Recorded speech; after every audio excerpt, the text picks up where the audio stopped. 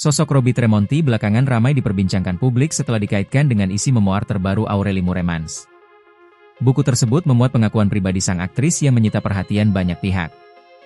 Dalam memoir yang ditulisnya sendiri, Aureli Mooremans mengungkap pengalaman pahit pernah mengalami child grooming saat dirinya masih di bawah umur. Kisah tersebut dituangkan secara terbuka dalam buku berjudul Broken Strings. Pada buku itu, Aureli menyebut sosok laki-laki yang terlibat dalam pengalamannya dengan nama Bobby.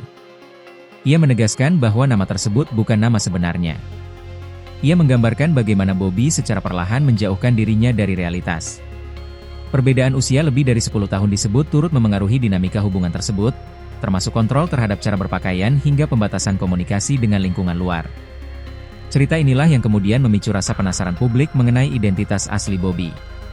Seiring waktu, nama Robby Tremonti pun mulai muncul dan diduga sebagai sosok yang dimaksud dalam memoir tersebut.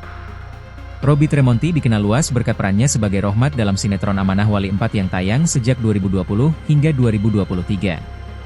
Sebelum itu, Robby telah membintangi sejumlah program televisi, diantaranya berperan sebagai Mas Alex dalam acara Pelis 86 pada 2010, serta sebagai Togop dalam sinetron Ogah Rugi pada 2019. Karirnya terus berlanjut. Pada 2024, ia tampil dalam serial Mencintaimu Sekali Lagi sebagai Rio Ferdinand. Setahun kemudian, Robby terlibat dalam 2 serial sekaligus, yakni Kupu Malam sebagai Anton dan Benci Jadi Bucin dengan peran Marcel.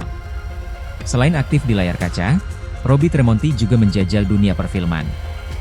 Beberapa judul film yang pernah dibintanginya antara lain Krisye, 2017, Naga Bonar Reborn, 2019, Tenung, 2025, dan Mama, Pesan dari Neraka, 2025.